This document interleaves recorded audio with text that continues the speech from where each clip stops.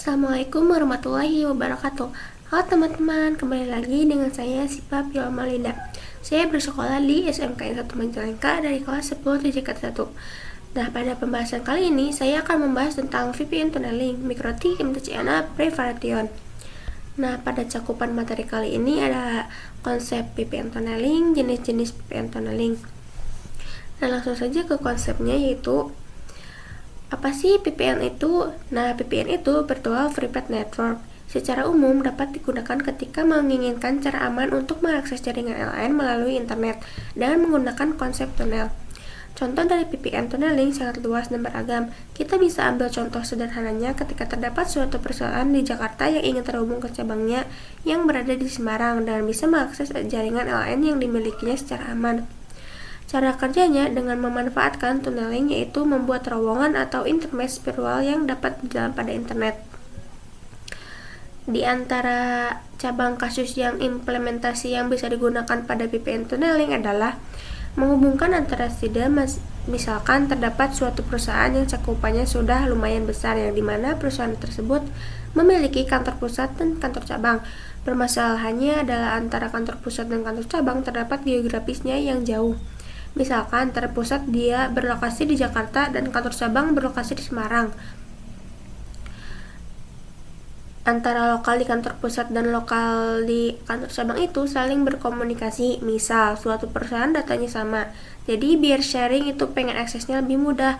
Kalau misalkan kita menggunakan layanan infrastruktur seperti fiber optik ataupun kabel ataupun berusaha, pasti memerlukan biaya yang cukup mahal. Oleh karena itu, pada perusahaan tersebut bisa menggunakan yang namanya fitur VPN tunneling. Jadi, antara kantor pusat dengan kantor cabang itu terkoneksi. Kamu dengan interface virtual yang namanya tunnel. Nah, tunnel itu disebut terowongan. Jadi, sebagai interval ketua yang menghubungkan antara kantor pusat dengan kantor cabang, syaratnya adalah antara kedua kantor tersebut menggunakan router MikroTik yang sama. Kemudian, dua MikroTik tersebut terkoneksi dengan internet. Untuk internetnya pilih menggunakan cloud ya teman-teman. Nah teman-teman, sekarang ada susunan topologi, yaitu net, MikroTik 1, MikroTik 2, PC1 dan PC2. Antara kedua MikroTik tersebut sudah terkoneksikan dengan internet, di mana internetnya menggunakan cloudnet. Bahwasanya antara lokal dengan cabang itu memiliki yang namanya jaringan lokalnya tersendiri. Nah, pertama-tama hubungkan PPC2 dengan MikroTik cabang. Yang kedua, PPC1 dengan MikroTik pusat. Jadi, goalsnya antara kantor pusat dengan cabang bisa saling sharing data. Nah, sekarang ada implementasi antara router pusat dengan router cabang itu dia tidak langsung terkoneksikan dengan kabel. Jadi, terkoneksikannya dengan interface yang namanya tunnel. Nah, ini setting hostname. Caranya untuk MikroTik pertama dengan nama router pusat dan untuk MikroTik kedua dengan nama router cabang. Sebelum ke Winbox, kita harus menggunakan routing terlebih dahulu antara PC dengan PNetLab kita agar keduanya bisa saling terkoneksi. Pertama-tama kita buka command prompt-nya, lakukan routing antara PC dengan PNetLab-nya. Kedua, klik Run as Administrator. Ketiga, kemudian lakukan routing. Untuk perintahnya bisa menggunakan route add, kemudian definisikan network pada PNetLab. Nah, apa yang dimaksud dengan network? PNetLab itu jadi untuk netnya itu cloudnya ini menggunakan cloudnet, dan cloudnet itu menggunakan IP kelas A yang definisi 10.0.137.0, maksudnya 255.255.255.0. Dan yang keempat ada gateway-nya, masukkan IP PNetLab kita, sesuaikan dengan PNetLab masing-masing ya teman-teman. Lalu buka aplikasi Winbox, kita coba hubungkan antara MikroTiknya dengan aplikasi Winbox. Sekarang ada susunan teknologi.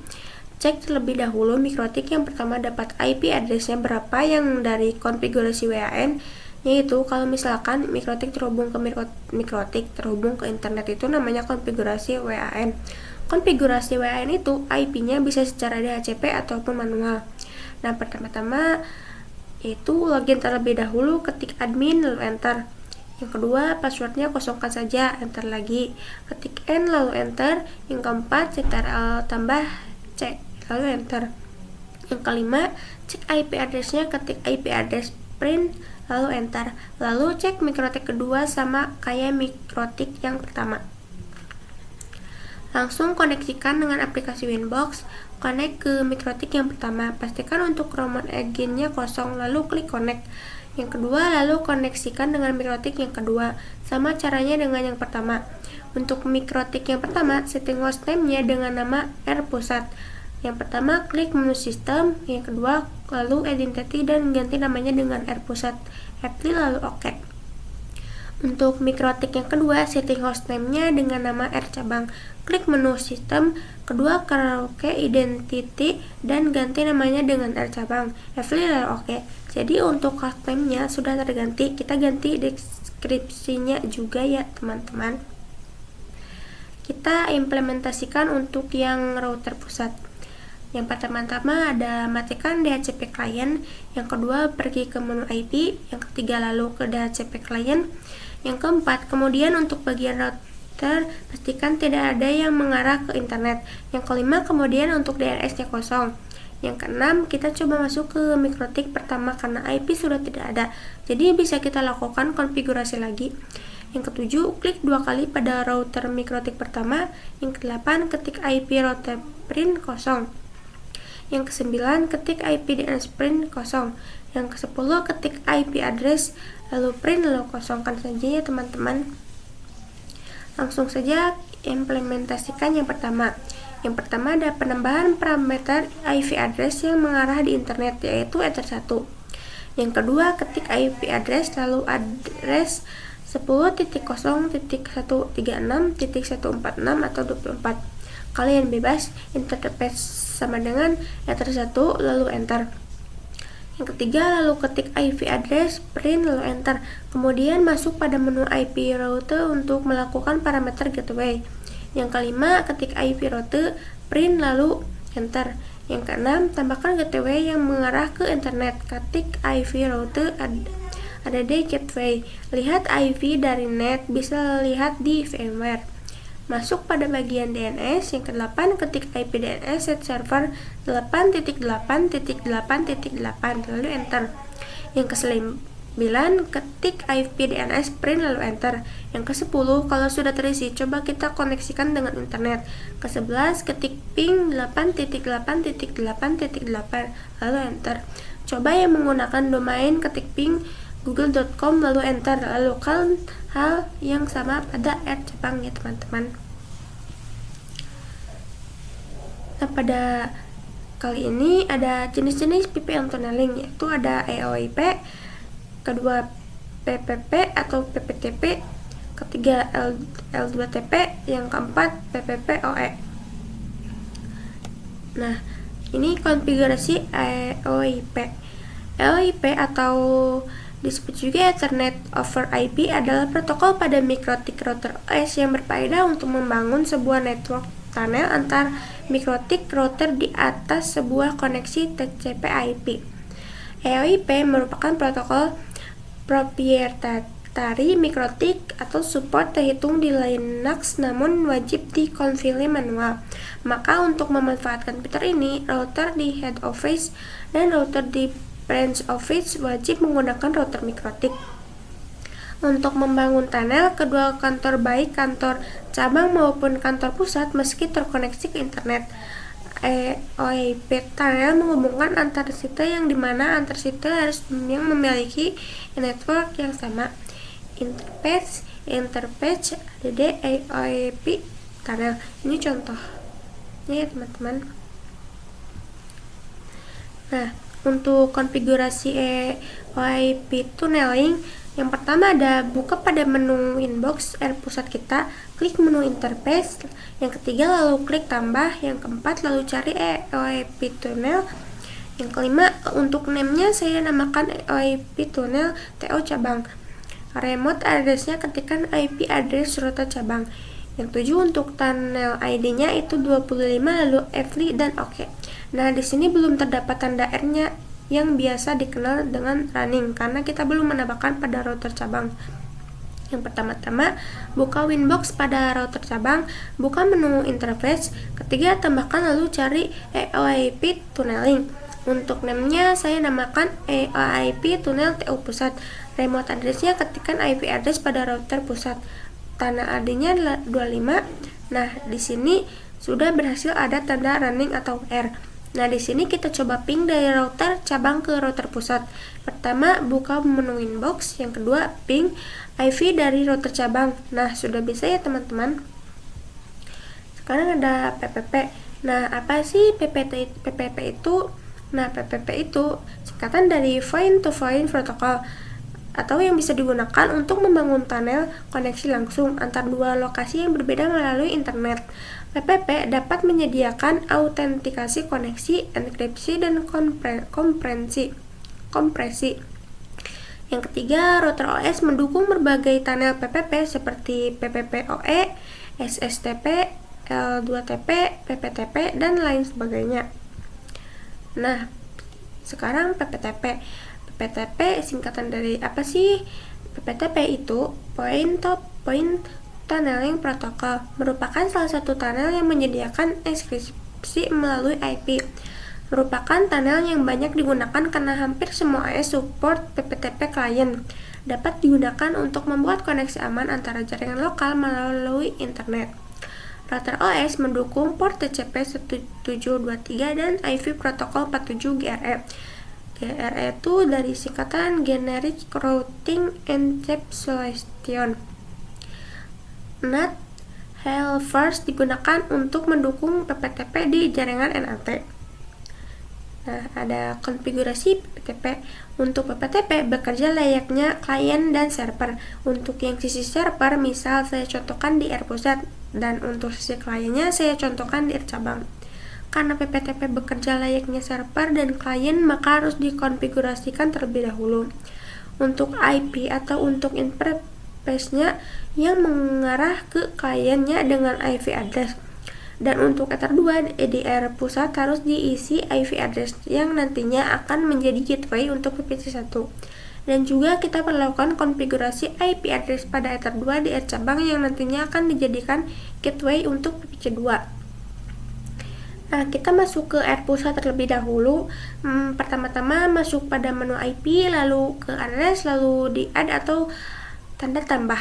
Untuk Ether 2 yang ada di R pusat, saya coba definisikan pakai 192.168.1.1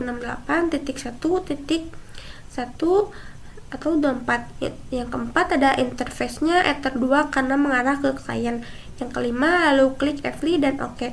Kemudian coba setting pada R pusat yaitu DHCP server sehingga nanti PPC mendapatkan IP secara otomatis, yaitu nanti di request sebagai DHCP client.